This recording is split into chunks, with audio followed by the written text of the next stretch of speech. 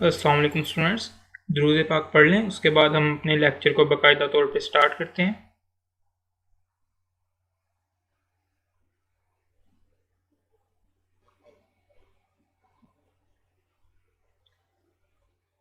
जी तो स्टूडेंट्स, हम आज अपना जो है वो 9th चैप्टर स्टार्ट करने जा रहे हैं। ये हमारा जो दूसरी ग्रेड है उसका सेकंड लास्ट चैप्टर है, consequences of breach of contract.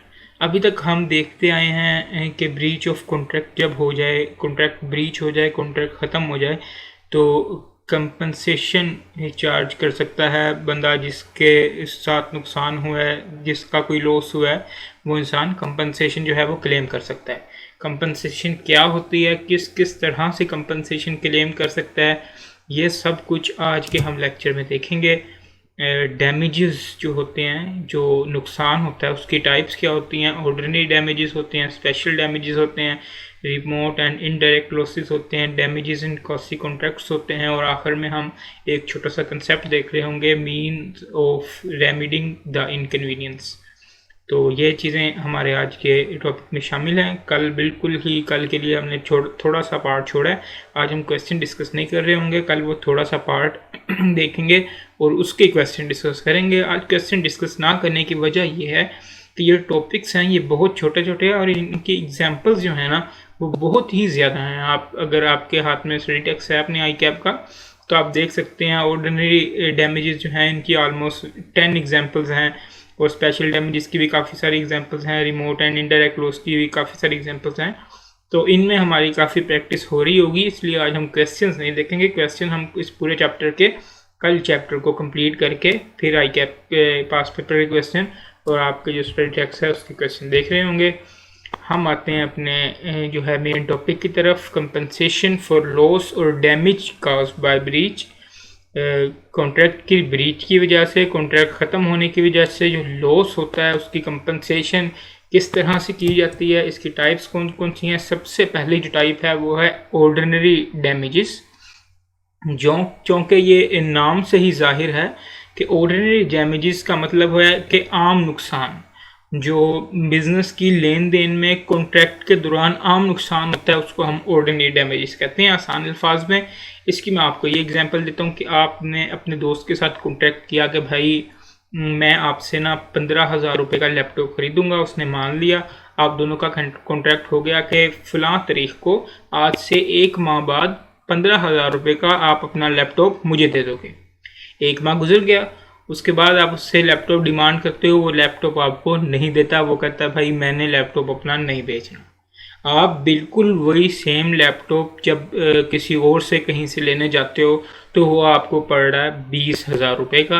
अगर आप 1 माह पहले ले लेते उससे, 1 माह पहले आपने कॉन्ट्रैक्ट किया था, तब आपने उसकी कीमत फिक्स की हुई थी 15,000। अब आपको 5,000 उसके एक्स्ट्रा चार्ज करने पड़ रहे हैं। ये जो है, ये 5,000 जो आपको कॉन्ट्रैक्ट की नॉन परफॉर्मेंस की वजह से आपके दोस्त की ये 5,000 जो एक्स्ट्रा चार्ज करने पड़ रहे हैं, इसको हम ऑर्डिनरी डैमेजेस कहते हैं। ये जो कॉन्ट्रैक्ट के हवाले से जो डैमेजेस हुए हैं, कॉन्ट्रैक्ट में जो प्राइसेस आपने फिक्स की थी उनके हवाले से जो डैमेजेस हुए हैं, इनको हम ऑर्डिनरी डैमेजेस का नाम देते हैं। इनको कैलकुलेट करने का एक फार्मूला है कि जो आपकी कॉन्ट्रैक्ट प्राइस थी उसमें से जो उस वक्त मार्केट प्राइस है ब्रीच के वक्त, उसका डिफरेंस जो है उन दोनों प्राइसेस का वो ले लें तो वो आपके डैमेजेस निकल आते हैं। किन दो चीज़ों का डिफरेंस लेना है? जिस वक्त आपने कॉन्ट्रैक्ट को ब्रीच किया है ना, कॉन्ट्रैक्ट जिस वक्त ख़त्म हुआ है, दूसरे ने जिस वक्त नुकसान किया है, जिस वक्त कॉन्ट्रैक्ट उनका ख़त्म हुआ है उस वक्त उस ऑब्जेक्ट की मार्केट प्राइस क्या थी वो ले लेनी है, और जो आपने कॉन्ट्रैक्ट किया जिस वक्त, उस वक्त आपने क्या प्राइस फिक्स की थी वो ले लेनी है। उनका डिफरेंस देख लेना है, जो उनका डिफरेंस होगा वो डैमेजेस होंगे। लेकिन ये आपने ध्यान रखना है, ये बात शायद बुक में भी कहीं मुझे नज़र नहीं आई, ये बात आप अपने जहन में बिठा लें कि ये ना हो कि आप डिफरेंस लेते रहें और सिनेरियो को इवैल्यूएट ना करें। वो बंदे को प्रॉफिट हो रहा हो नुकसान की जगह तो आप उसको ही लॉस लिखते रहें। अगर प्रॉफिट हुआ, अगर लॉस हुआ ना तो फिर डैमेजेस क्लेम कर सकता है, अगर लॉस हो ही ना फिर तो डैमेजेस वो क्लेम ही नहीं कर सकता। तो इस चीज़ का आपने ध्यान रखना है। ऑर्डिनरी डैमेजेस जो हैं वो बिल्कुल इसी तरह आपकी बुक में लिखे हुए हैं। When a contract has been broken, the party who suffers by such breach is entitled to receive from the party who has broken the contract compensation for any loss or damages caused to him thereby, which naturally arose in usual course of the things from such breach. उस breach के हवाले से naturally जो commonly हो सकता है नुकसान वो हुआ है, उसको हम ऑर्डिनरी डैमेजेस कहते हैं। इसकी जो मेन पॉइंट मैंने आपको बताया है, इसको मेजर करने का तरीका, the general rule for measuring damages in case of breach of contract of sale is the difference between contract price and market price at the date of breach. Date of breach पे जो market price थी वो ले लेनी है, और जब आपने कॉन्ट्रैक्ट किया कॉन्ट्रैक्ट में जो प्राइस थी वो ले लेनी है, उनका जो डिफरेंस होगा वो आपका डैमेजेस होगा। इसकी 10 तकरीबन एग्जांपल दी हुई हैं, 7-8 एग्जांपल्स हम डिस्कस कर लेते हैं, काफ़ी है, हमें चीज़ की समझ आ जाएगी। तो पहली एग्जांपल इसकी देखते हैं। Naveer promise to deliver food at an event organized by Adeel 40% for 85,000 rupees. 85,000 रुपये का 80 लोगों के लिए जो है वो एक इवेंट ऑर्गेनाइज़ किया अदील ने, और नदीम ने प्रोमिस किया कि वो गुड्स जो है वो प्रोवाइड करेगा। Just an hour before the event से 1 घंटा पहले Naveer inform that he will not be able to deliver the food. उसने कहा भाई मैं जो है फूड वो डिलीवर नहीं कर सकता। Adeel arrange the food from another caterer which did cost him ₹93,000। तो उसने कोई और कैटर हायर कर लिया, उसकी वजह से उसको जो कॉस्ट पड़ी वो पड़ी 93,000। यहाँ पे हम जो है वो लॉस कैलकुलेट कर सकते हैं। हमने कहा था, ये तो आपको समझ आ रही है ना कि ये ब्रीच हुआ है। उसने कॉन्ट्रैक्ट किया था कि मैं 80 लोगों का खाना प्रोवाइड करूँगा 85,000 रुपये का, तो उसने एंड टाइम पे आधा घंटा पहले कॉन्ट्रैक्ट जो है वो परफॉर्म करने से मना कर दिया, उसने कॉन्ट्रैक्ट ब्रीच कर दिया। अब उसको कंपनसेशन जो है वो देनी पड़ेगी। कितनी कंपनसेशन देनी पड़ेगी? अदील ने उसकी ब्रीच की वजह से जब खाना अरेंज किया, 80 लोगों का इंतज़ाम किया, तो वो उसको बने 93,000। तो उसकी जो मार्केट प्राइस उस वक्त की अरेंज करने की 93,000 रुपये, और जो कॉन्ट्रैक्ट प्राइस थी वो थी 85,000 रुपीज़। इनका डिफरेंस जो है 8,000 रुपीज़ वो डैमेजेस हैं। ऑर्डिनरी डैमेजेस वो जो है अदील क्लेम कर सकता है। तो ये सिंपल सा केस था। और इसकी एग्जांपल देखते हैं। Azam contracts to buy of Babar at ₹150 per kg 500 kgs of rice, no time being fixed for delivery. Azam ने जो है वो बाबर से कॉन्ट्रैक्ट किया एक 500 किलोग्राम चावल खरीदने का 150 पर kg के हिसाब से। Azam afterwards inform Babar that he will not accept the rice if tendered to him. अब ये नहीं हुआ कि उसने डिलीवरी करने से मना कर दिया, जो आजम है उसने एक्सेप्ट करने से मना कर दिया। उसने कहा भाई मैं लूँगा ही नहीं आपके जो चावल हैं। The market price being drop to 130, उसने जो है वो कॉन्ट्रैक्ट किया था 150 पे बेचने का, लेकिन अब वो 500 kg बेचारा चावल बेचे तो वो सिर्फ 130 पे बेच पाएगा, 150 पे नहीं बेच पाएगा। मार्केट प्राइस कम होकर 130 हो चुकी है। ये जो 20 रुपये का डिफरेंस है ये उस बाबर बेचारे को नुकसान हुआ है। Babar is entitle to receive from Babar by way of compensation ₹20 per kg, और टोटल 150 kg है, तो ये टोटल 10,000 रुपीज़ बन गए। तो ये जो है वो उसको लॉस हुआ है। इस तरह से बिल्कुल सिंपली हम लॉस को कैलकुलेट कर सकते हैं। ज़रूरी नहीं है कि जिसने सामान डिलीवर करना है वही मना करता है डिलीवर करने से, जिसने सामान जो है वो रिसीव करना है वो भी इनकार कर सकता है। उस सूरत में हम दूसरे पर्सन के डैमेजेस जो है वो कैलकुलेट कर रहे होंगे। अगर यहीं पे कीमत 130 की बजाय 160 हो जाती, वो तब उसने 150 रुपये का कॉन्ट्रैक्ट किया, अब वो उन चावलों को बेचे तो 160 का बेचेगा, तो उससे तो उल्टा 10 रुपये प्रॉफिट हो गया। तो इस केस में वो किसी किस्म की कोई कंपनसेशन क्लेम नहीं कर सकता था। कंपनसेशन सिर्फ तभी क्लेम की जा सकती है जब लॉस हो रहा हो। नेक्स्ट एग्जांपल इसकी देखते हैं। Amjad contracts to deliver 5,000 kg of rice to Tanveer on the 1st of January at ₹100 per kg। Amjad ने जो है वो कॉन्ट्रैक्ट किया तनवीर के साथ कि वो 5,000 किलो चावल प्रोवाइड करेगा 100 पर kg के हिसाब से। Tanveer afterwards before the 1st of January contracts to sell the rice to Rizwan at a price ₹125 per kg higher than the market price 120 per kg on the 1st of January. Amjad breaks his promise. अब आप case को समझे हुआ क्या है। अमजद ने पहले तनवीर के साथ कॉन्ट्रैक्ट किया, उसने कहा भाई मैं आपको 100 पर केजी 5000 केजी चावल जो है वो प्रोवाइड करूंगा। बाद में उसने कॉन्ट्रैक्ट कर दिया रिजवान के साथ, उसने कहा रिजवान ने उसको आके कहा भाई आप मुझे 125 रुपये के हिसाब से दे दो, आप जो उसे 100 के हिसाब से दे रहे हो तो मुझे 125 के हिसाब से दे दो। उसने 125 रुपये के हिसाब से उसको देने का जो है वो कॉन्ट्रैक्ट कर लिया और मार्केट प्राइस उस वक्त 120 रुपये थी। तो हमने जब ब्रीच के डैमेजेस क्लेम करने हैं तो क्या हमने 125 रुपये लेने हैं जो रिजवान को वो फरोख्त कर रहा है जितने रुपए में, जितना वो प्रॉफिट कमा रहा है? बिल्कुल भी नहीं। हमने कहा था हम लेंगे difference between market price and contract price.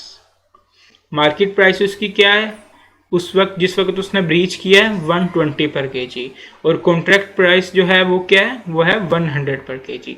तो हम 100 और 120 का डिफरेंस जो है वो 20 रुपीज़ पर केजी जो है वो क्लेम करेंगे, बजाय इसके कि 120 जो है 25 पर केजी क्लेम करें। इसी तरह से एग्जामिनर आपको जो है वो कंफ्यूज करेगा, वो 3-4 अमाउंट्स दे देगा आपको डैमेजेस की और वो कहेगा भाई ऑर्डिनरी डैमेजेस जो है ना वो कैलकुलेट करके आप मुझे बताएं। आपने हर चीज़ को इग्नोर करके सिर्फ अपने कंसेप्ट पे रहना है, सिर्फ अपनी प्रोविजन पे रहना है।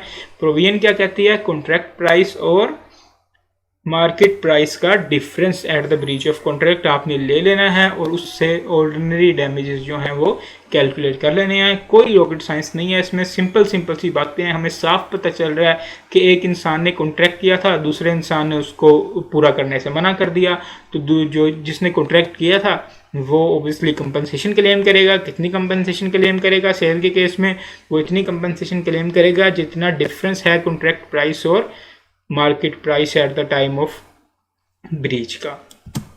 एक और इसकी एग्जांपल देखते हैं। Adeel contracts to supply Jazib with 1000 kg of iron at ₹20 per kg above the price at which Adil could procure the deliver the iron।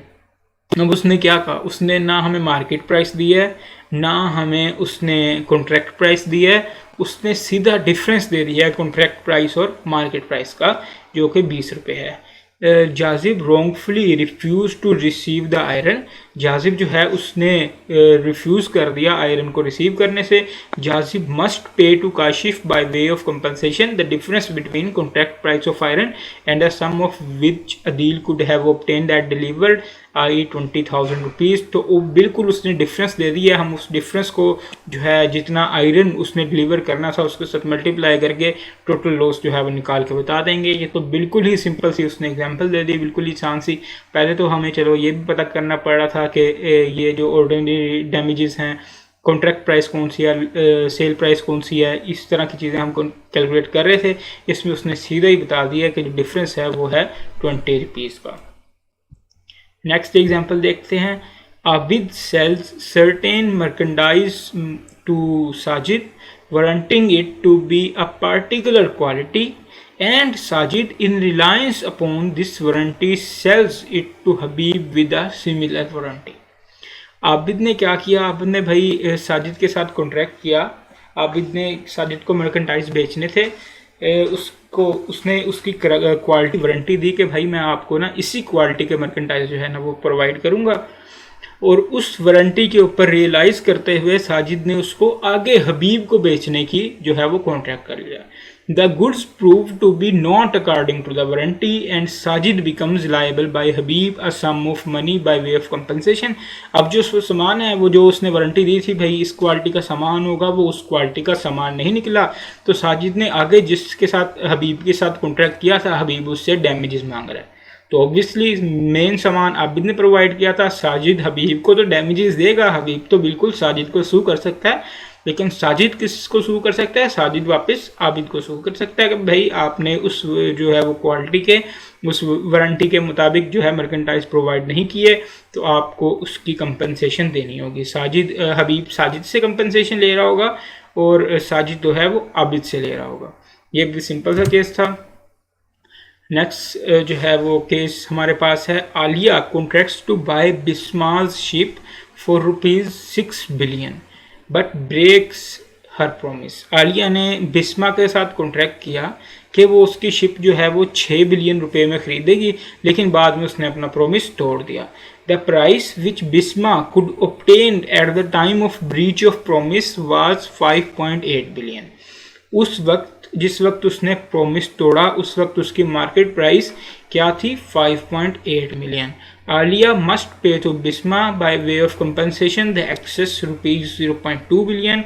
तो उसे जो 0.2 बिलियन जो डिफरेंस है वो ओबियसली कंपनसेशन के तौर पे पे करना होगा। ये भी बिल्कुल ही सिंपल सा उसने क्वेश्चन पूछ लिया, पर उसने मार्केट प्राइस का नाम मार्केट प्राइस यूज़ नहीं किया। उसने कहा price which Bisma could obtained at the time of breach of promise was rupees 5.8 billion. तो बिल्कुल वो यही बात बता रहा है कि मार्केट प्राइस ही एक किस्म की उसे बता रहा है कि जिस वक्त ये ब्रीच हुआ कॉन्ट्रैक्ट उस वक्त वो मार्केट में उसे बेच के कितने रुपए रिकवर कर सकती थी? 5.8 बिलियन। तो इसलिए ये मार्केट प्राइस ही है। नेक्स्ट जो है वो एग्जांपल हम देखते हैं। Akmal contracts to repair Kamran house in certain manner and receives payment in advance. Akmal ने कॉन्ट्रैक्ट किया भाई कामरान को कि मैं आपका घर जो है वो रिपेयर करके दूंगा और जो पेमेंट है वो एडवांस में ले ली। Akmal repairs the house but not according to the contract. Akmal ने रिपेयर तो कर दिया घर, लेकिन वो कॉन्ट्रैक्ट के मुताबिक रिपेयर नहीं किया गया था। कॉन्ट्रैक्ट के मुताबिक रिपेयर नहीं किया गया था। Kamran is entitled to recover from Akmal the cost of making the repairs conform to the contract.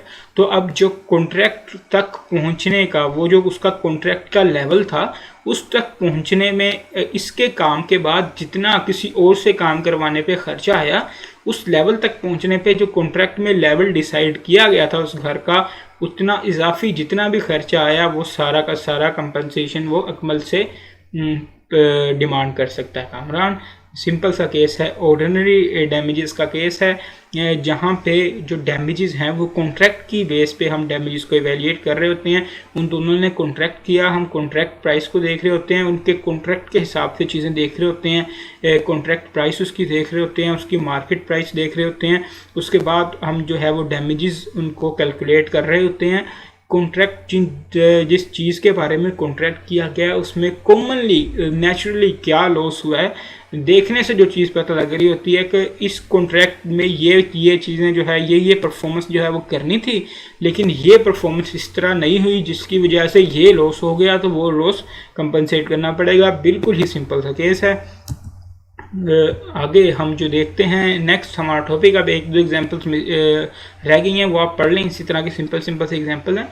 पहली टाइप सी ऑर्डिनरी डैमेजेस, अब है स्पेशल डैमेजेस। अब आपको ऑर्डिनरी डैमेजेस जो है ना वो भी मज़ीद क्लियर होंगे ये पढ़ने के बाद कि स्पेशल डैमेजेस क्या होते हैं।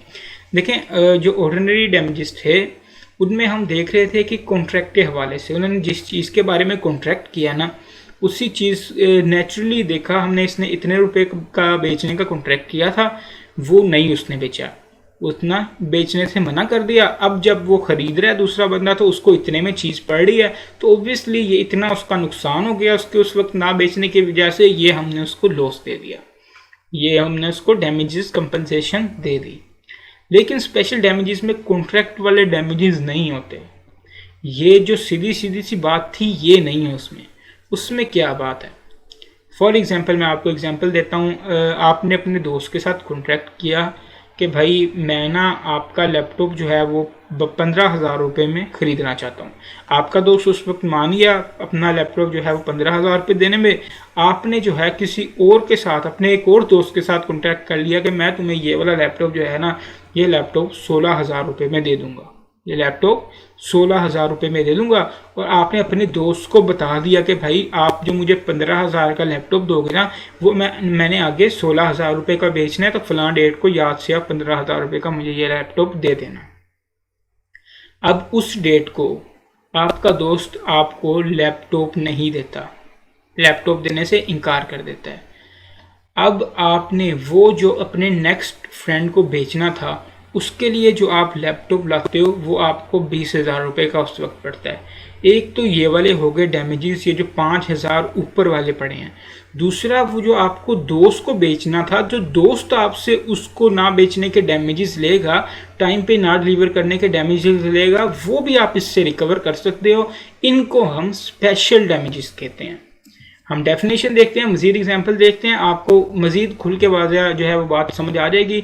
ये जो मैंने बोल्ड किया हुआ है इसको आपने ज़रा ध्यान से रखना है।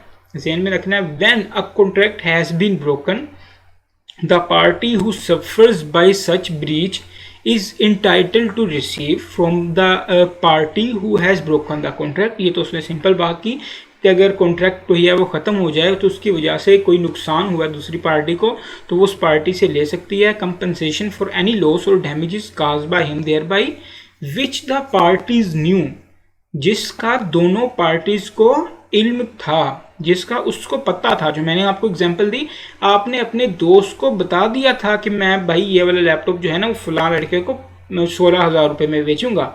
आप अपने दोस्त को बता चुके थे कि मैं 1,000 अगले बंदे से मुनाफा लूँगा, अब ये मुझे 1,000 का नुकसान हुआ है, ये भी आप अपने दोस्त से ले सकते हो। आपके दोस्त को उसका इल्म था।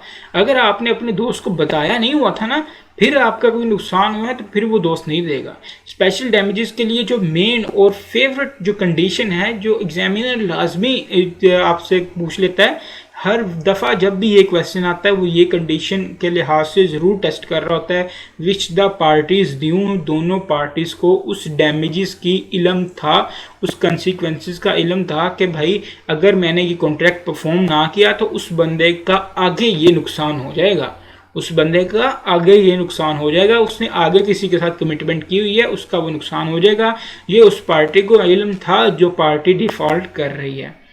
when they made the contract, which the parties knew when they made the contract, जब वो कॉन्ट्रैक्ट कर रहे थे उस वक्त उसको इल्म था। उसके बाद अगर उसने कॉन्ट्रैक्ट किया तो वो अलग बात है, लेकिन जिस वक्त वो कॉन्ट्रैक्ट कर रहे थे ना दोनों पार्टीज, तो जो पार्टी है जिसने डिफ़ॉल्ट किया उसको इल्म था ये जो मेरे से कॉन्ट्रैक्ट कर रहा है इसने आगे किसी बंदे को भी कोई और कॉन्ट्रैक्ट परफॉर्म करना है जिसकी बेस इस मेरे वाले कॉन्ट्रैक्ट पे है, to be likely to result from breach of it. उसने वो कॉन्ट्रैक्ट तोड़ दिया, दोनों पार्टीज को इल्म था, तो अब जो नुकसान हुआ है वो स्पेशल डैमेजेस है।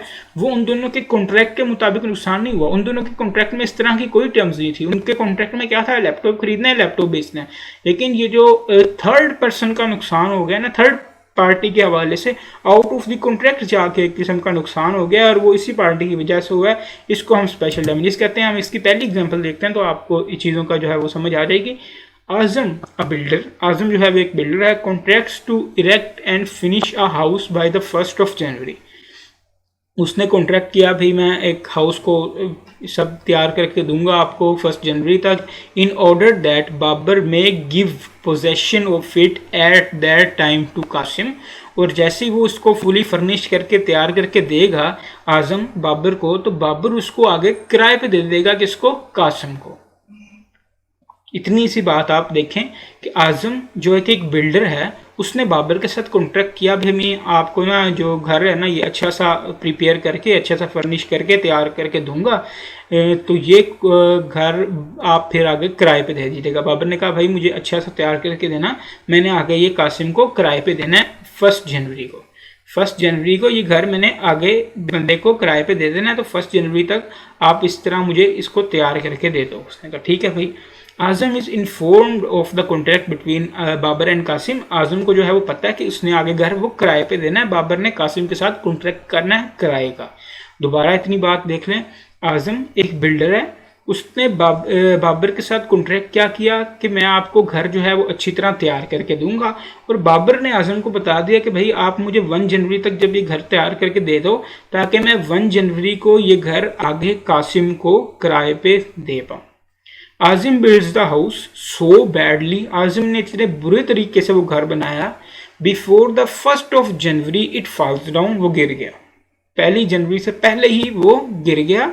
And has to be rebuilt by Babar. अब जो उसने रीबिल्ड करना है वो तो उसका ऑर्डिनरी डैमेज है, ये कॉन्ट्रैक्ट के हवाले से उनका जो है वो लॉस हो गया, वो उसने रीबिल्ड करना ही करना है। Who is in consequences losses the rent which he was have to receive from Qasim. अब और क्या नुकसान हुआ, पहले माह का जो रेंट उसने लेना था जनवरी का रेंट, कासिम को वो घर दे के वो उसको रेंट नहीं मिला, वो उसको रेंट नहीं मिला।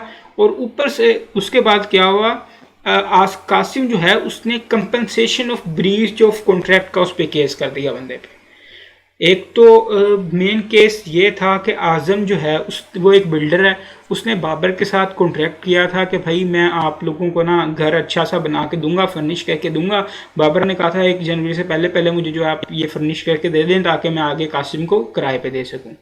उसने इतना बुरा वो घर बनाया कि 1 जनवरी आने से पहले पहले ही वो घर जो है वो गिर गया। अब घर गिर गया, अब घर को दोबारा तमीर करना तो उसकी जिम्मेदारी है, वो तो ऑर्डिनरी डैमेजेस है, वो कॉन्ट्रैक्ट के हवाले से उनका डैमेज हो गया। लेकिन जो उसका बाबर का कासिम के साथ कॉन्ट्रैक्ट था, किराएदार के साथ कॉन्ट्रैक्ट था, उसका इस कॉन्ट्रैक्ट से कोई ताल्लुक नहीं था।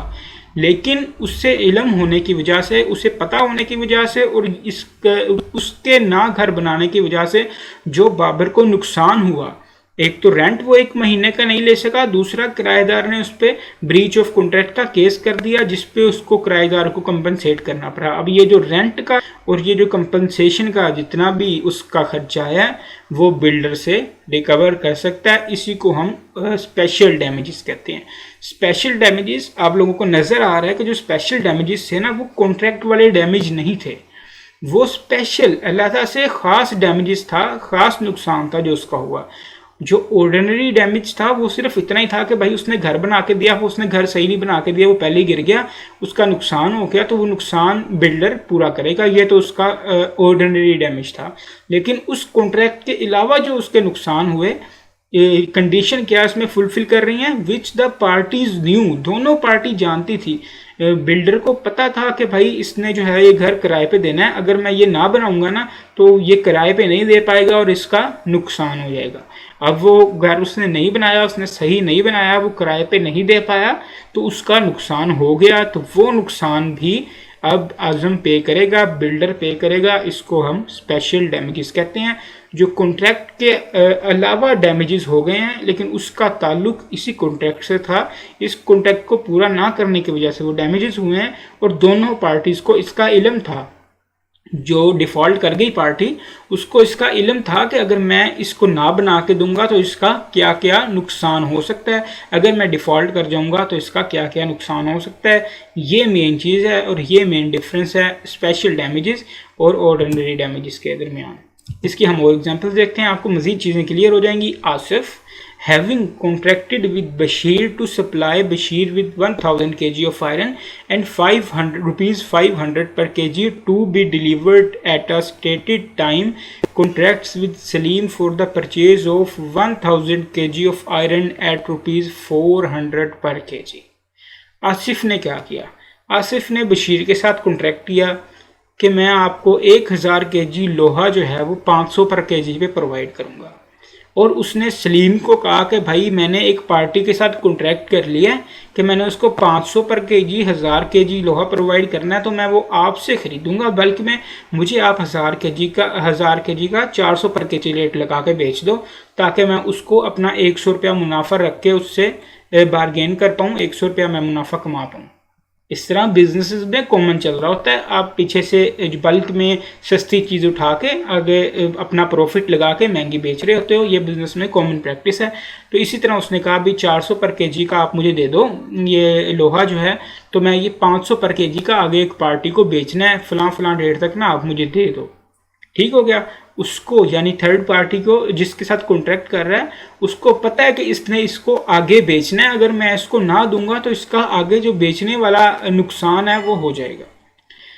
Telling Salim that he does so for the purpose of performing his contract with Bashir, उसने वो बशीर के साथ जो कॉन्ट्रैक्ट किया ना 500 पर केजी वाला, वो सारा उसने सलीम को बता दिया। अब क्या हुआ, Salim fails to perform his contract with Asif who cannot procure other iron and Bashir in consequences resigned the contract। Salim जो है वो फेल हो गया कॉन्ट्रैक्ट करने से, जिसकी वजह से उसने कॉन्ट्रैक्ट को जो है बशीर ने उसके कंसिक्वेंसेस के बेसिस पे उसको ख़त्म कर दिया। Salim must pay to Asif ₹100,000 being the profit which Asif would have made by the performance of this contract with Bashir। अब जो ऑर्डिनरी डैमेजेस उसने क्लेम करने हैं वो तो अलग हैं, लेकिन इस कॉन्ट्रैक्ट के हैं वो, तो इस कॉन्ट्रैक्ट के ना होने की वजह से उसे जो नुकसान वगैरह हुआ वो अलग डैमेजेस हैं। लेकिन अब वो थर्ड पर्सन के साथ जो उसने कॉन्ट्रैक्ट किया हुआ था उसका उसको इल्म था। सलीम को उसका इल्म था बशीर के साथ कॉन्ट्रैक्ट का कि अगर मैं इसको ये आयरन प्रोवाइड नहीं करूंगा, बशीर के साथ जो इसने 100 रुपया मुनाफा रख के कॉन्ट्रैक्ट किया हुआ है, वो 100 रुपये मुनाफे वाला कॉन्ट्रैक्ट किसका ख़त्म हो जाएगा, वो इसको नुकसान हो जाएगा। अब जो 100 रुपये मुनाफे वाला चीज़ थी, वो 100 रुपया जो उसने मुनाफा उससे कमाना था बशीर से, वो अब सलीम से compensation as a compensation demand कर सकता है। तो ये मेन चीज़ है स्पेशल डैमेजेस में कि जो स्पेशल डैमेजेस हैं उसमें एक तो दोनों पार्टीज़ को पता होना ज़रूरी है कि इससे मेरे नॉन परफॉर्मेंस से इसका ये नुकसान हो जाएगा, और वो ऑर्डिनरी डैमेजेस नहीं होगा, वो कॉन्ट्रैक्ट के जो उनके दरमियान जो कॉन्ट्रैक्ट है उसका नुकसान नहीं होगा, ये एक अलग से नुकसान होगा। उसके बाद Aslam contracts to sell and deliver 500 bales of cotton to Kunal on a fixed day. Aslam knows nothing of Kunal's mode of conducting his business. Aslam ने कॉन्ट्रैक्ट किया कि 500 जो बेल्स हैं कॉटन की वो कुनाल को बेचेगा फलां दिन, लेकिन असलम को नहीं पता कि कुनाल ने उसका क्या करना है, उससे आगे उसने क्या क्या करना है, असलम इस बात से नावाकिफ़ है। हमने स्पेशल डैमेजेस में जो मैं आपको बात कर रहा था, जो एग्जामिनर बार बार टेस्ट करता है आपके आईकैप के पेपर में, वो ये है कि पार्टीज़ को पता होना चाहिए, पार्टीज शुड नो अबाउट कि वो क्या नुकसान होने जा रहा है मेरी नॉन परफॉर्मेंस की वजह से अगले बंदे को। अगर उसको इस बात का नहीं पता, एक तो ऑर्डिनरी डैमेज है ना, वो तो पता है कि नहीं पता, वो जो नुकसान होगा वो तो पे करना है, लेकिन जो स्पेशल डैमेज है ना उसका पता होना लाजमी है। अब इस केस में असलम ने 500 बेल ऑफ कॉटन कुनाल को बेचने का जो है वो कॉन्ट्रैक्ट किया फिक्स प्राइस पे, लेकिन असलम नहीं जानता कि कुनाल किस तरह का बिजनेस करता है, उसने इस 500 बेल्स ऑफ कॉटन का क्या करना है, उसने इसका कपड़ा बनाना है, उसने धागा बनाना है, उसका कोई बुटीक का काम है, उसका क्या काम है। Aslam breaks his promise and Kunal having no cotton is obliged to close his mill. उसको उसके जो 500 बेल्स ऑफ कॉटन ना प्रोवाइड करने की वजह से कुनाल को इतना नुकसान हुआ कि उसकी मिल जो थी धागा बनाने की या कपड़ा बनाने की, उसको बंद करनी पड़ गई। Aslam is not responsible to Kunal for the loss cost to Kunal by closing of mill. अब जो मिल बंद होने का नुकसान है ना, वो पे नहीं करेगा, वो नुकसान ज़रूर पे करेगा। 500 बेल ऑफ कॉटन जो बेच रहा था उस वक्त, उसकी प्राइस जो थी कॉन्ट्रैक्ट प्राइस और अब मार्केट प्राइस क्या है, ये जो कॉन्ट्रैक्ट प्राइस और मार्केट प्राइस के दरमियान डिफरेंस है, ये तो ऑर्डिनरी डैमेज है, ये तो वो पे करेगा, लेकिन ये जो स्पेशल डैमेज हुआ है मिल का बंद होने का, ये वो पे नहीं करेगा। क्यों? क्योंकि उसको पता नहीं था कि वो किस नौयत का बिजनेस करता है। अगर उसे पता होता, उसे पहले कुनाल ने बता दिया होता कि भाई अगर तो तुम मुझे ये कॉटन प्रोवाइड नहीं ना करोगे, मेरी मिल जो है वो बंद हो जाएगी, मुझे इतना बड़ा नुकसान हो जाएगा, तब तो ये स्पेशल डैमेज बन सकता था। अब लेकिन ये स्पेशल डैमेज नहीं बन सकता। क्यों? क्योंकि पार्टी को पता नहीं है, और यही मैं बार बार बात कर रहा हूँ, पार्टी को पता होना लाजमी है, पार्टी मस्ट नो। तो ये डिफरेंस है स्पेशल डैमेजेस और ऑर्डिनरी डैमेजेस में, और ये जो है मेन स्पेशल डैमेजेस है। इसकी नेक्स्ट एग्जांपल की तरफ हम चलते हैं। Amjad contracts with Bilal to make and deliver to Bilal by a fixed day for a specified price a certain price of machinery. उसने एक किस्म की मशीनरी जो है वो डिलीवर करने का और मैन्युफैक्चर करने का जो है वो कॉन्ट्रैक्ट किया बिलाल के साथ। Amjad does not deliver the piece of machinery at the time specified, and in consequences of this, Bilal is obliged to procure another at higher price than that which he want to have paid to Amjad, and is prevented from performing a contract with Bilal had made with a third person at the time of this contract with Amjad, but which had not been then communicated to Amjad। Case क्या है? Case ये है कि अमजद जो है उसने बिलाल के साथ कॉन्ट्रैक्ट किया कि मुझे स्पेसिफाइड टाइप की जो मशीनरी है ना, उसके पीस आपने डिलीवर करने हैं और इस टाइम पे आपने वो डिलीवर करने हैं। बिलाल जो है वो डिलीवर नहीं कर सका, जिसकी वजह से उसने जो है वो हायर प्राइस के पीसेस जो हैं वो ख़रीदे, और उसने ये पीस खरीद के जो नेक्स्ट कॉन्ट्रैक्ट किया हुआ था किसी और इंसान को प्रोवाइड करने का, वो नहीं कर सका, उसका भी उसको नुकसान हो गया। लेकिन वो किसी और बंदे को जो प्रोवाइड करने का कॉन्ट्रैक्ट उसने किया हुआ था, वो अमजद को कम्युनिकेट नहीं किया था। अमजद को पता नहीं था। तो हम वही केस दोबारा आ गया कि पार्टीज को पता होना लाजमी है स्पेशल डैमेजेस के केस में। अब जो उसने कॉन्ट्रैक्ट ना करने की वजह से हायर प्राइस पे खरीदे हैं ना मशीन के पार्ट्स, अब वो जो कॉन्ट्रैक्ट प्राइस और मार्केट प्राइस जो हायर प्राइस है उसका डिफरेंस जो है ना, वो तो उसका ऑर्डिनरी डैमेज जो है वो बनेगा ही बनेगा। लेकिन ये जो स्पेशल डैमेज कह रहा है, वो जो थर्ड पर्सन को इसने प्रोवाइड करने थे पार्ट्स, वो क्लेम नहीं कर सकता। क्यों? क्योंकि बिलाल को पता नहीं था, जो अमजद है उसको पता नहीं था कि इसने थर्ड पर्सन के साथ कॉन्ट्रैक्ट किया हुआ है। ये जो मशीन के पार्ट्स हैं जो मुझसे ले रहा है, ये थर्ड पर्सन को ये प्रोवाइड करेगा, वो उसने कॉन्ट्रैक्ट किया हुआ है, इसका इतना नुकसान हो जाएगा, इस बात का मशीन बेचने वाले को इल्म नहीं था, जिसकी वजह से वो स्पेशल डैमेजेस यहाँ पे क्लेम नहीं कर पाएगा। तो यही मेन डिफरेंस है स्पेशल डैमेजेस और ऑर्डिनरी डैमेजेस पे। इसको आप कंसेप्ट को पढ़ें, इन एग्जांपल्स को देखें। कोई चीज़ अगर आपको समझ नहीं आती, आप मुझे व्हाट्सएप पे कांटेक्ट कर सकते हैं, मैसेज कर सकते हैं, नंबर जो है वो मैंने डिस्क्रिप्शन में दिया हुआ। यहाँ पे वीडियो को पॉज करके इन दोनों कंसेप्ट को पढ़ लें। यही हमारे इस चैप्टर के जो है वो मेन कंसेप्ट हैं। आज जो हमने टॉपिक पढ़ना है उसके भी मेन कंसेप्ट यही दोनों थे जो हमने कवर कर लिए हैं। इनको आप एक दफ़ा देख लें। उसके बाद जो है हमारा टॉपिक, हमारा नेक्स्ट पॉइंट जो है वो remote and indirect loss. Next जो टाइप है इसकी लॉस की, पहले हमने ऑर्डिनरी डैमेजेस देखे जो कॉन्ट्रैक्ट के हवाले से सिंपल से डैमेजेस अराइज हो रहे थे मार्केट प्राइस और जो है अपनी कॉन्ट्रैक्ट प्राइस के दरमियान डिफरेंस की बेस पे। उसके बाद हमने स्पेशल डैमेजेस देखे जो ऑर्डिनरी डैमेजेस के अलावा अराइज हो रहे थे, स्पेशल कंडीशन, स्पेशल जो है वो कॉन्ट्रैक्ट कर रहा था, एक बंदा कॉन्ट्रैक्ट करने के बाद आगे किसी से स्पेशल कॉन्ट्रैक्ट कर रहा था और वहाँ पर उसे किसी किस्म का लॉस हो रहा था, थर्ड पर्सन के हवाले से लॉस हो रहा था, उनको स्पेशल डैमेजेस के तौर पे हमने देखा। उसकी शर्त ये थी कि दोनों पार्टीज़ को उस लॉस के बारे में पता होना चाहिए। अब जो हम तीसरी चीज़ देखने जा रहे हैं वो है इनडायरेक्ट लॉस और रिमोट लॉस। रिमोट का मतलब है मामूली, इनडायरेक्ट जो डायरेक्टली लॉस नहीं हुआ। तो नाम से ही जाहिर है ये ऐसे लॉसेज हैं जिनको क्लेम नहीं किया जा सकता। और जितनी चीज़ हम इनडायरेक्ट इसमें स्पेशल डैमेजेस में और ऑर्डिनरी डैमेजेस में जितनी टाइप्स लॉसेस की देख आए हैं ना, जितनी चीज़ें हम देख आए हैं, उनके अलावा जितनी भी चीज़ें हैं, जो भी चीज़ें हैं वो सारी की सारी इनडायरेक्ट लॉस में जाती हैं जिससे लॉस नहीं हो सकता। फॉर एग्जांपल हमने जो है वो स्पेशल डैमेजेस में देखा कि स्पेशल डैमेजेस में एक कंडीशन ये है कि दोनों पार्टीज़ को उस डैमेज के बारे में पता होना चाहिए। पार्टीज़ को पता होना चाहिए कि भाई ये अगर कॉन्ट्रैक्ट मैंने परफॉर्म ना किया तो अगले बंदे को इतना नुकसान हो जाएगा। अगर पार्टी को नहीं पता कि अगर मैंने ये कॉन्ट्रैक्ट परफॉर्म ना किया तो अगले को कितना नुकसान हो जाएगा, तो क्या वो स्पेशल डैमेजेस में आएगा? नहीं आएगा, वो स्पेशल डैमेजेस में नहीं आएगा, उसके डैमेजेस क्लेम नहीं किए जा सकते। उसको हम इनडायरेक्ट लॉस कह सकते हैं। वो एक इनडायरेक्ट या रिमोट लॉस है, उसको क्लेम नहीं किया जा सकता। तो जितनी चीज़ें जो है स्पेशल डैमेजेस या ऑर्डिनरी डैमेजेस से बाहर हैं, ऑर्डिनरी डैमेजेस और स्पेशल डैमेजेस की डेफिनेशन में पूरी नहीं उतरती, वो चीज़ें लॉस नहीं हैं, उनको रिमोट या इनडायरेक्ट लॉस कहते हैं। उसकी कंपनसेशन क्लेम नहीं की जा सकती। यही चीज़ उन्होंने इधर लिखी हुई है, इसको आप पढ़ लीजिएगा। हम इसकी एग्जांपल देखते हैं जिससे हमें चीज़ें मज़ीद वाज़ेह हो जाएं।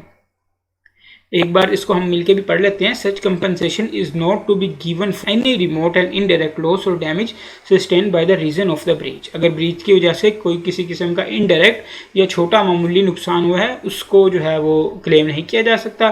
There may be losses which clearly result from the defendant's breach of contract but are considered to remote from breach for it to be fair to expect the defendant to compensate the claimant for them। तो कुछ इस तरह के भी losses हो सकते हैं जो हम देखेंगे कि स्पेशल डैमेजेस की सूरत में आ रहे हैं। इनडायरेक्ट लॉस है, वो लॉस उसी कॉन्ट्रैक्ट को ना परफॉर्म होने की वजह से हुआ है, लेकिन फिर भी वो लॉसेस क्लेमेबल नहीं बन रहे। क्यों नहीं बन रहे? क्योंकि दोनों पार्टीज को इल्म नहीं है या इस तरह की जो स्पेसिफिक कंडीशन है स्पेशल डैमेजेस की वो फुलफिल नहीं हो रही हैं। हम इसकी एग्जांपल देखते हैं, मज़ीद आपको चीज़ क्लियर हो जाएगी। On 1st December, Qasim contracted to sell and deliver 50 tons of wheat at the rate of 8,000 per ton to Yusuf। On 1st January, 1 जनवरी को जो है 1 दिसंबर को कासिम ने कॉन्ट्रैक्ट किया 50 टन गंदम बेचने का 8,000 रुपये पर टन के हिसाब से यूसुफ को। ऑन 20 दिसंबर उसने 1 दिसंबर को कॉन्ट्रैक्ट किया था और कहा था 1 माह बाद जो है वो मैं आपको डिलीवर कर दूंगा 1 जनवरी को। On 20th December, Yusuf afterwards contracted to sell those goods to Haris at rupees 10,000 per ton. अब क्या हुआ, 1 दिसंबर को उनका कॉन्ट्रैक्ट था, तो 20 दिसंबर को यूसुफ ने आगे कॉन्ट्रैक्ट कर लिया कि मैं आपको 10,000 पर टन बेचूंगा, 8,000 पर टन की खरीद के 10,000 पर टन बेचूंगा, 2,000 पर टन जो है वो मुनाफा कमाऊंगा। लेकिन इसमें एक चीज़ जो आपको नज़र आ रही होगी, उनका जो पहला कॉन्ट्रैक्ट हुआ था कासिम का, वो हुआ था 1 दिसंबर को। पहला कॉन्ट्रैक्ट हुआ था कासिम का यूसुफ के साथ 1 दिसंबर को, और अब जो यूसुफ आगे कॉन्ट्रैक्ट कर रहा है हारिस के साथ, वो कर रहा है 20 दिसंबर को। यानी 1 दिसंबर को कासिम को पता भी नहीं था कि इसने इस गंदुम का क्या करना है, आगे बेचना है नहीं बेचना। तो स्पेशल डैमेजेस वाली जो कंडीशन है, दोनों पर्सनस को पता होना चाहिए कॉन्ट्रैक्ट के टाइम पे, कॉन्ट्रैक्ट करते हुए दोनों पर्सनस को पता होना चाहिए कि भाई इसका जो ना करने का लॉस वो हो सकता है, इतना ज़्यादा इसको लॉस हो सकता है, इसने आगे किसी बंदे के साथ जो है वो बात की हुई है, अगर मैं इसको चीज़ डिलीवर नहीं करूँगा तो इसका आगे उस बंदे से इतना लॉस हो सकता है। वो कंडीशन यहाँ पे जो है वो वैलिड ही नहीं है, वो कंडीशन यहाँ पे एग्जिस्ट ही नहीं करती, क्योंकि उनका कॉन्ट्रैक्ट 1 दिसंबर को हुआ था गंदम बेचने का, और ये आगे गंदम बेचने का कॉन्ट्रैक्ट जो है वो 20 दिसंबर को कर रहे हैं। Qasim failed to deliver the goods on 1st January when the price of wheat was 9,500 per ton. अब जब वो 1 जनवरी को डिलीवर करने में नाकाम रहा, 8,000 पर टन की जो है वो उसने बेचनी थी। अब मार्केट प्राइस जो है वो उसकी है गई है 9,500 पर टन। अब जो है डिफरेंस वो है 1,500 पर टन। 1,500 पर टन मार्केट प्राइस का और कॉन्ट्रैक्ट प्राइस का डिफरेंस है। तो ये वो क्लेम कर सकता है, बिल्कुल क्लेम कर सकता है। हमने ऑर्डिनरी डैमेजेस में पढ़ा है कि इतने पैसे जो हैं वो क्लेम किए जा सकते हैं। इसको 50 टन से मल्टीप्लाई करें तो गालिबन 75,000 आपके पास आता है। आगे, Yusuf is not entitled to recover rupees 100,000 at profit. अब वो 1 लाख का जो उसने प्रॉफिट था, 2,000 पर टन जो है वो उसने आगे ज़्यादा बेचने का वादा किया था। 10,000 पर टन के हिसाब से उसने कहा था बेचूंगा, 2,000 पर टन प्रॉफिट कमाऊंगा, वो क्लेम नहीं कर सकता। क्यों? क्योंकि जिस वक्त कॉन्ट्रैक्ट हुआ उस वक्त पार्टीज को पता नहीं था। तो ये स्पेशल डैमेजेस में केस नहीं आता, इसलिए हम इसको इनडायरेक्ट लॉस में डाल के और कह देते हैं कि कंपनसेशन क्लेम नहीं की जा सकती। तो मेन कंसेप्ट जो है, जो याद रखने वाली चीज़ है इनडायरेक्ट लॉस में, वो जो स्पेशल डैमेजेस में नहीं आ रहा होगा केस, ऑर्डिनरी डैमेजेस में नहीं आ रहा होगा केस, उसको हम इनडायरेक्ट लॉस में डाल के और कह देंगे कि भाई इसकी कंपनसेशन क्लेम नहीं की जा सकती।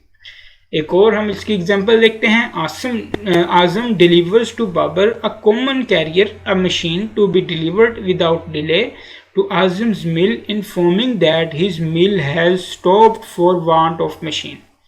आजम ने बाबर को जो है वो एक मशीन डिलीवर करनी है, कैरियर मशीन है, और उसने उसको बता दिया कि आपकी जो मशीन है ना वो ना प्रोवाइड करने की वजह से मेरा जो मिल का काम है वो रुका पड़ा है। जब आपकी मशीन आएगी तो मेरा मिल का काम चलना शुरू होगा। Babar unreasonably delays the delivery of machine. अब बाबर ने मशीन जो है वो प्रोवाइड नहीं की, उसने ऐसे ही फजूल में बगैर किसी बात के मशीन की डिलीवरी को लेट कर दिया। And Azam in consequences loses a profitable contract with government. इसकी वजह से आजम जो है वो गवर्नमेंट के साथ एक प्रॉफिटेबल कॉन्ट्रैक्ट जो उसका होना था वो खो गया, वो लॉस कर गया। क्या इस कॉन्ट्रैक्ट के बारे में आजम को पता था? पता था? बिल्कुल भी नहीं। आजम को इस कॉन्ट्रैक्ट के बारे में नहीं पता था। उसने जिस बंदे ने डिलीवर करनी थी उसको इस कॉन्ट्रैक्ट के बारे में नहीं पता था। तो हमने स्पेशल डैमेजेस के केस में पढ़ा है, दोनों पार्टीज को पता होना चाहिए। अब ये जो प्रोवाइड ना करने की वजह से उसकी मिल नहीं चली, और उसकी मिल ना चलने की वजह से जो लॉस हुआ वो तो वो क्लेम कर सकता है। वो तो डायरेक्टली उनका जो है हमें पता चल रहा है कि उसने उसको बताया था कि आपकी जो मशीन है ना वो मुझे टाइम पर डिलीवर होनी चाहिए, मेरा मिल का काम रुका पड़ा है। अब उसने जितनी डिलीवरी लेट की है उसकी वजह से उसका मिल का काम रुकने का जितना नुकसान हुआ है वो तो उसका डैमेजेस बनता ही बनता है। लेकिन जो गवर्नमेंट के साथ कॉन्ट्रैक्ट लॉस हो गया इसका उसको इल्म नहीं था, इसी वजह से ये लॉस डिलेड परफॉर्मेंस की वजह से नहीं बनेगा। डैमेजेस में ना स्पेशल डैमेजेस में आएगा ना ऑर्डिनरी डैमेजेस में आएगा। तो इसको हम इनडायरेक्ट लॉस कह के इसको कहेंगे कि ये कंपनसेशन क्लेम नहीं कर सकता। नेक्स्ट एग्जांपल देखते हैं। Joseph contracts to pay a sum of money to Biden Joseph ने कॉन्ट्रैक्ट किया बाइडन के साथ कि आपको एक स्पेसिफाइड डे पे मैं इतने पैसे दूंगा। Joseph does not pay the money on the day. Joseph ने उस दिन पैसे नहीं दिए। Biden in consequences of not receiving the money on that day is unable to pay his debts and is totally ruined. उस दिन पैसे ना देने की वजह से जो जोसेफ है, पैसे ना देने की वजह से उससे बाइडन को इतना नुकसान हो गया बेचारे को कि वो तबाह बर्बाद हो गया। उसने भी आगे किसी के पैसे देने थे, वो नहीं दे सका। अब क्या जोसेफ उसकी ये तबाही और बर्बादी का जो है वो ज़िम्मेदार है? क्या वो ये सारा कंपनसेट करेगा उसको? बिल्कुल भी नहीं करेगा। वो सिर्फ उतना कंपनसेट करेगा कि उसके लेट पेमेंट की वजह से जितना नुकसान हुआ है, मतलब उसने जितने पैसे देने थे और जितने दिन डिले किए हैं उतने दिन का वो सूद इंटरेस्ट वो पे कर देगा, लेकिन ये जो इतना उसका नुकसान हुआ है ये पे नहीं करेगा क्योंकि उसको इस बात का इल्म नहीं था। ये एक किस्म का इनडायरेक्ट लॉस है। ठीक हो गया? ये सिंपल सी बात थी। उसके बाद एक और एग्जांपल देख लेते हैं। ये बहुत बड़ी और हैवी एग्जांपल है, पढ़ने से आपको पता लग जाएगा कि ये हैवी एग्जांपल क्यों है। जिसको पता लग जाएगा और जिसको नहीं पता लगा फिर उसको नहीं पता लगा। Xi Ping contracts to sell and deliver to Putin. On the first day of January, certain clothes which Putin intends to manufacture into caps of a particular kind for which there is no demand except at that season. Xi Jinping जो है उसने Putin के साथ contract किया कि वो deliver करेगा कपड़ा उन टोपियों को बनाने के लिए, उन कैप्स को बनाने के लिए जो सिर्फ सीजनल कैप्स हैं और इस सीज़न के अलावा जो है उनका कोई फ़ायदा नहीं। The cloth is not delivered till after the appointment time. उसने जो है वो जो अपॉइंटेड टाइम था उसके बाद भी वो डिलीवर नहीं हुआ कपड़ा। And too late to be use that year is making caps. तो वो जो सीज़न था ना उसका कैप्स बनाने का, जो सीज़न था जिसमें कैप्स बनानी थी और बेचनी थी, वो गुजर गया। Putin is entitled to receive from Xi Jinping by way of compensation the difference between the contract price of the cloth and its market price at the time of delivery, but not the profits which he expected to obtain by making caps. अब वो compensation तो बिल्कुल claim कर सकता है कि जो उसने कपड़ा डिलीवर नहीं किया, जितना डिलीवरी लेट हुई है, तो जब उसने लेट डिलीवर किया उस वक्त या उसने जब डिलीवर नहीं किया तो कॉन्ट्रैक्ट प्राइस क्या थी और मार्केट प्राइस क्या थी, उसका जो डिफरेंस है वो तो वो आसानी से क्लेम कर सकता है। लेकिन वो जो अपने जहन में सोच के बैठा था कि भाई कपड़ा आएगा, कैप्स का सीज़न है, मैं इतनी कैप्स बनाऊंगा, मैं इतनी कैप्स बेचूंगा, मैं इतना मुनाफा कमाऊंगा, पैसा ही पैसा होगा, वो सारा जो प्रॉफिट है अपने जहन में सोच के बैठा था, वो जो एक्सपेक्ट कर रहा था प्रॉफिट, वो जो है वो क्लेम नहीं कर सकता क्योंकि वो बिल्कुल ही इनडायरेक्ट किस्म का लॉस है। जो डायरेक्ट लॉस उसे हुआ है कपड़ा की लेट पेमेंट की वजह से, कपड़े की ना पेमेंट होने डिलीवरी की वजह से, नॉन डिलीवरी ऑफ क्लॉथ की वजह से, उससे जितना भी नुकसान हुआ है उसकी मार्केट प्राइस और कॉन्ट्रैक्ट प्राइस का डिफरेंस तो वो क्लेम कर सकता है। तो ये सिंपल सी बात थी। नेक्स्ट भी बहुत ही छोटी सी बात है जो हम कल पढ़ के आए हैं, डैमेजेस इन कॉस्सी कॉन्ट्रैक्ट्स। कॉस्सी कॉन्ट्रैक्ट्स पे हम डिटेल डिस्कशन कर चुके हैं, पूरा चैप्टर देख चुके हैं, आराम से तसल्ली के साथ हमने कॉस्सी कॉन्ट्रैक्ट्स पे डिस्कशन की थी। कॉस्सी कॉन्ट्रैक्ट्स क्या होते हैं, मेरा ख्याल आप कॉस्सी कॉन्ट्रैक्ट्स दोबारा पढ़ाने की ज़रूरत नहीं है। कॉस्सी कॉन्ट्रैक्ट्स के केस में भी डैमेजेस बिल्कुल वैसे ही क्लेम किए जाते हैं जैसे दूसरे कॉन्ट्रैक्ट्स के केस में किए जाते हैं। अब आप सोचने लग गए होंगे कि भाई कॉस्सी कॉन्ट्रैक्ट्स क्या चीज़, ये समझ नहीं आई सर आपकी बात। तो कॉस्सी कॉन्ट्रैक्ट्स इस तरह के कॉन्ट्रैक्ट्स थे जिसमें बज़ाहिर तो कोई कॉन्ट्रैक्ट नहीं हो रहा था, लेकिन उनकी जो ऑब्लिगेशंस बन रही थी वो बिल्कुल कॉन्ट्रैक्ट वाली बन रही थी। तो ऑब्लिगेशंस जब कॉन्ट्रैक्ट वाली बन रही हैं तो उनका एक किस्म का कॉन्ट्रैक्ट तो है वो हो रहा है, तो इसकी वजह से अगर वो डिफ़ॉल्ट कर जाती है पार्टी, उनका जो कॉस्सी कॉन्ट्रैक्ट्स हुआ है, कॉस्सी कॉन्ट्रैक्ट्स के में पार्टी डिफ़ॉल्ट कर जाती है, तब उसके डिफ़ॉल्ट करने की वजह से या लेट परफॉर्मेंस की वजह से जो भी डैमेजेस होंगे वो क्लेम कर सकती है दूसरी पार्टी। इसकी हम एग्जांपल देखते हैं तो आपको समझ आ जाएगी। Anwar a tradesman leaves goods at Salim's house by mistake. एक ताजिर जो है वो सलीम के घर अपना सामान भूल गया गलती से। अब उन दोनों ने कोई कॉन्ट्रैक्ट नहीं किया, लेकिन अमानतदारी का कॉन्ट्रैक्ट जो है वो हो गया। अनवर उसकी सलीम की जिम्मेदारी है कि उसके सामान की हिफाजत करे और तक, हिफाजत तक उसका सामान पहुंचाए, या उसको कहे भाई आज के अपना सामान ले जाओ, आप अपना सामान भूल गए हो। अगर सलीम उसको अपने लिए यूज़ कर लेता है, ये कॉन्ट्रैक्ट की खिलाफ वर्जी होगी। अब सलीम ने क्या किया, Salim treats the goods as his own and consumes them. Salim ने जो है वो गुड्स को अपना तस्वुर किया और उसको कंज्यूम कर लिया, उसको यूज़ कर लिया। यही हमने कॉसी कॉन्ट्रैक्ट्स में बातें पढ़ी हुई हैं कि इस तरह के कॉन्ट्रैक्ट्स, इसमें कॉन्ट्रैक्ट किया तो नहीं जा रहा होता लेकिन वो कॉन्ट्रैक्ट बन रहा होता है, इसको कॉसी कॉन्ट्रैक्ट्स कहते हैं। अच्छा, अब सलीम ने उन गुड्स को अपना बना के यूज़ कर लिया। Anwar had to buy the goods from the market next day. अब चूँकि सारा सामान जो है वो सलीम ने पे कर लिया, यूज़ कर लिया था, अब अगले दिन दोबारा से अनवर को ख़रीदना पड़ा। अब सलीम कौन कौन से डैमेजेस पे करे? पहला तो सलीम वो डैमेज पे करेगा जो उसने सारा सामान, जितने का अनवर ने सामान लिया था ना, वो सारा जो सलीम खा गया सामान सारा, वो सारा का सारा सामान उसकी जितनी कीमत थी वो पे करेगा, बिल्कुल पे करेगा क्योंकि उतना सामान खाया है। अब नेक्स्ट डे अनवर ने जाकर जब मार्केट प्राइस से वो सामान लिया तो पिछला सामान उसने जितने रुपए का लिया था उससे 100 रुपये ऊपर का पड़ा, महंगाई हो गई, महंगाई ज़्यादा हो गई। अब वो जो 100 रुपये ऊपर का सामान पड़ा ना, वो भी सलीम पे करेगा। अब सलीम टोटल में वो मार्केट प्राइस पे करेगा जिसका उसने, अनवर ने सामान लिया है। तो ऑर्डिनरी डैमेजेस और स्पेशल डैमेजेस ये दोनों के दोनों कॉसी कॉन्ट्रैक्ट्स पे भी अप्लाई होते हैं। अगर आपको सिनेरियो में वो कॉसी कॉन्ट्रैक्ट्स दे दे और कहे भाई डैमेजेस जो है वो फाइंड करके दिखाएं, मुझे ऑर्डिनरी डैमेजेस फाइंड करके दिखाएं, तो आपने परेशान नहीं हो जाना कि ये तो कैसा क्वेश्चन आ गया है, तो कॉसी कॉन्ट्रैक्ट्स का क्वेश्चन है, इसमें डैमेजेस कैसे आ सकते हैं। तो कॉसी कॉन्ट्रैक्ट्स को बिल्कुल आपने आम कॉन्ट्रैक्ट्स की तरह डील करना है। कॉसी कॉन्ट्रैक्ट्स भी वैलिड कॉन्ट्रैक्ट होते हैं, वो कोई अनोखे नहीं है, आसमान से नहीं उतरे हुए, उनको आपने आम कॉन्ट्रैक्ट्स की तरह डील करना है। आखिरी कंसेप्ट जो चीज़ हम डिस्कस करने जा रहे हैं वो है मीन्स ऑफ रेमेडिंग द इनकन्वीनियंस। इसका क्या मतलब हुआ सर? इसका मतलब ये हुआ कि लॉ जो है ना वो समझता है कि हम जितने इंसानों को लॉ समझा रहे हैं ना वो समझदार इंसान हैं। छोटे बच्चों पे लॉ जो है वो अप्लाई नहीं हो रहे होते इस तरह के। हमने बात की है माइनर्स जो हैं वो इनकम्पिटेंट टू कॉन्ट्रैक्ट होते हैं, उनके साथ किसी किस्म का कॉन्ट्रैक्ट नहीं हो रहा होता, उन पे लॉ अप्लाई नहीं हो रहा होता, वो सिर्फ समझदार लोगों पे अप्लाई हो रहा होता, पागलों पे लॉ अप्लाई नहीं हो रहा होता, स्पेसिफिक इडियट्स पे नहीं हो रहा होता है। तो लॉ ये कंसिडर करता है कि आप लोग समझदार इंसान हैं। तो एक समझदार इंसान अपने आप को लॉस से बचाने के लिए हर मुमकिन कोशिश करेगा कि नहीं करेगा?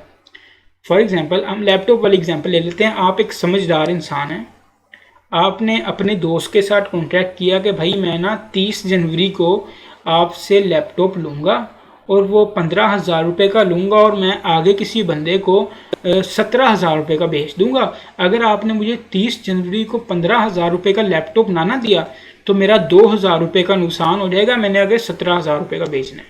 ठीक है, 30 जनवरी को बंदा लैपटॉप नहीं देता आपको, आपके दोस्त ने 30 जनवरी को लैपटॉप नहीं दिया, आपने मार्केट जो प्राइस है ना उसकी उस वक्त वो 16,000 रुपये है।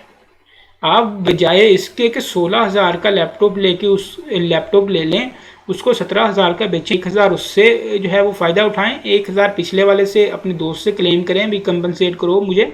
आप लैपटॉप ही नहीं लेते, आराम से बैठे रहते हैं, आप दोस्त को कहते हैं भाई तुम मुझे 2,000 रुपये दो, 2,000 रुपये जो नुकसान हुआ है। तो ये आपने बिल्कुल भी अक्लमंदाना समझदाराना फ़ैसला नहीं किया। आपको चाहिए था कि वो मार्केट से 16,000 रुपये का बिक रहा है, आपने अगले बंदे को जो है वो 17,000 रुपये का ही बेचना है, तो आप 16,000 का लेके जो आपने 2,000 का मुनाफा कमाना था वो आप 1,000 का मुनाफा कमा लो और जो आपका दोस्त है उससे ब्रीच ऑफ कॉन्ट्रैक्ट के 1,000 रुपये कंपनसेशन क्लेम कर लो। ये जो है ये एक रीज़नेबल सीन हो सकता है, लेकिन आप जो है वो आराम से बैठ के आपने कहा नहीं मैं तो ये 2,000 जो है वो अपने दोस्त से लूँगा, मुझे इस पर गुस्सा ही बहुत है कि इसने अपनी बात से फिरा क्यों। तो इस तरह की चीज़ों को, गुस्से को, इमोशंस को जो है वो लॉ नहीं डील करता। लॉ रीज़नेबल चीज़ों को डील करता है, लॉ अक्लमंदाना फ़ैसलों को डील करता है। यही चीज़ इसमें लिखी हुई है, इसको अगर आप पढ़ ले तो आपको बिल्कुल आसानी से समझ आ जाएगी। ऐसे केसेस में इसकी हम एग्जांपल देख लेते हैं जिससे आपको बात मज़ीद क्लियर हो जाए।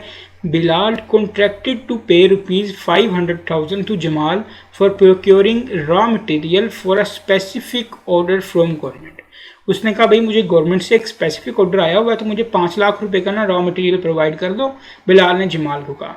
Bilal clearly stated that in case order is not fulfilled he will lose profit of 200,000। उसने कहा भाई अगर आप मुझे ये प्रोवाइड नहीं ना करते रॉ मटेरियल तो मुझे 2 लाख रुपए का नुकसान हो जाएगा। मतलब कि उसने उससे ये मटेरियल रॉ मटेरियल लेके आगे 2 लाख रुपए मुनाफे पे गवर्नमेंट को देना था।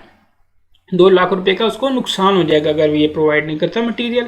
Jamal did not deliver the raw material. उसने प्रोवाइड नहीं किया। Bilal could by the raw material from market for ₹600,000। Bilal उस वक्त मार्केट से वो रॉ मटेरियल जाके खरीदता, उसी वक्त उसे 6 लाख रुपए का वो मिल जाना था। But did not do that and filed a suit for recovery of special damages of 200,000। बजाय इसके कि वो रीजनेबल डिसीजन लेता, अपने नुकसान को कम से कम करता, 6 लाख रुपए का खरीद लेता, नुकसान उसका 1 लाख रुपए का रह जाता, वो आराम से बैठ गया और उसने स्पेशल डैमेज क्लेम कर दिए 2 लाख रुपए के।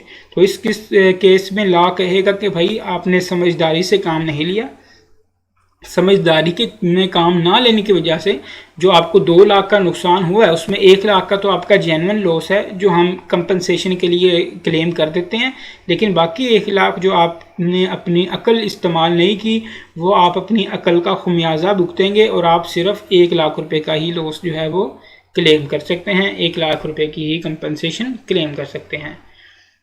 सिंपल सी एग्जांपल है, सिंपल सा कंसेप्ट है, कोई इसमें जो है वो रॉकेट साइंस वाली बात नहीं है। आज का हमारा आखिरी जो टॉपिक है उसको हम देख रहे हैं, इसकी हम एक और एग्जांपल देख लेते हैं। Last example, Abid took a shop on rent from Hamid and paid 1 month's rent in advance. Abid ने एक शॉप ले ली हामिद से और 1 महीने का रेंट जो है वो एडवांस में पे कर दिया। Hamid could not give possession of shop to Abid and choose to do no business for 8 months though there were other shops available in the vicinity। अब उसने जो है वो दुकान किराए पे लेने का कॉन्ट्रैक्ट किया था, अब वो दुकान उसे टाइम पे किराए पे नहीं दे सका, उसने एडवांस रेंट उसे पे किया हुआ था। 8 महीने तक वो कहता भाई दुकान अब मैं आपको नहीं दे सकता, एडवांस रेंट पे किया हुआ है। अब उस एरिया में और भी दुकानें हैं, उस कमर्शियल एरिया में और भी दुकानें हैं, तो बजाय इसके कि वो कोई और दुकान ले लेता, वो 8 महीने सुकून से फारिग बैठ गया और उसने कहा भाई मुझे इतना सारा नुकसान हो गया, मेरा 8 माह का जो है वो डैमेजेस हो गए, मेरे ये स्पेशल डैमेजेस जो हैं ये मुझे दो।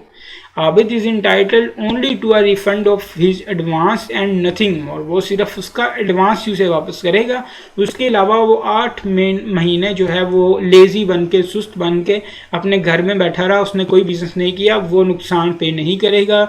लॉ जो है वो समझदारी को देखता है, वो इंसान को तसव्वुर करता है कि इंसान जो है वो एक अक्लमंद इंसान है, एक बाशऊर इंसान है। तो ये टोटल हमारे कॉन्सेप्ट्स है। सबसे पहले हमने ऑर्डिनरी डैमेजेस देखे, सिंपल सा कॉन्सेप्ट था, कॉन्ट्रैक्ट कर रहे थे, कॉन्ट्रैक्ट में जो लॉस आ रहा था, जो नुकसान हो रहा था, वो जो था वो ऑर्डिनरी डैमेजेस थे। उसके बाद हमने स्पेशल डैमेजेस देखे, स्पेशल डैमेजेस का भी बहुत सिंपल सा कंसेप्ट था, जो ऑर्डिनरी डैमेजेस के अलावा, कॉन्ट्रैक्ट के अलावा कोई और लॉस आ रहा था, उस कॉन्ट्रैक्ट पार्टी के डिफ़ॉल्ट करने की वजह से, कॉन्ट्रैक्टिंग पार्टी के डिफ़ॉल्ट करने की वजह से उससे कॉन्ट्रैक्ट के अलावा कोई लॉस आ रहा था और उसका इल्म पार्टी को था कि अगर मैंने ये डिफ़ॉल्ट कर गया, मैंने लेट पेमेंट की, मैंने पेमेंट ना की, तो इस बंदे को ये वाला भी हो सकता है, तो वो लॉस जो है वो स्पेशल डैमेजेस है। इसके बाद हमने इनडायरेक्ट लॉस देखे, इस तरह के लॉसेस जो लॉस होते ही नहीं है, जो स्पेशल डैमेजेस के केस पे पूरे नहीं उतर रहे, जो ऑर्डिनरी डैमेजेस के केस पे पूरे नहीं उतर रहे, जो लॉसेस के केस पे सही तरह पूरे नहीं उतर रहे, उनको हम इनडायरेक्ट लॉसेस, रिमोट लॉसेस करते हैं, उनकी कंपनसेशन क्लेम नहीं कर सकते। और फिर हमने आखिर में जो है अपना कॉन्सेप्ट ये देखा कि लॉ जो है वो एक इंसान को बाशऊर इंसान समझता है, तो आपने रीज़नेबल डिसीजन करने हैं इन केसेस में अपने लॉसेस को मिनिमाइज करने के लिए। अगर आप वो रीज़नेबल डिसीजन नहीं करते और आप ज़्यादा लॉस कर बैठते हो तो ज़्यादा लॉस की आपको कंपनसेशन नहीं दी जाएगी स्पेशल डैमेजेस के नाम पे। वो जो रीज़नेबल आपका लॉस है आपको सिर्फ उसकी ही कंपनसेशन दी जाएगी। तो ये था हमारा आज का टॉपिक।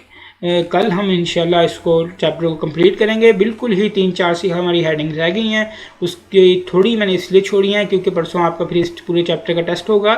ये क्रैमिंग से कोई ताल्लुक नहीं है इस चैप्टर का, सिर्फ अंडरस्टैंडिंग से ताल्लुक है। इसकी एग्जांपल्स को आप अंडरस्टैंड करें, कोई बात समझ नहीं आती तो मुझसे आप पूछ सकते हैं। कल इंशाल्लाह हम इस चैप्टर को कंप्लीट करेंगे, इसके पास पेपर के क्वेश्चन वगैरह देखेंगे और परसों इंशाल्लाह इसका टेस्ट कंडक्ट करेंगे। तब तक के लिए अल्लाह हाफिज़।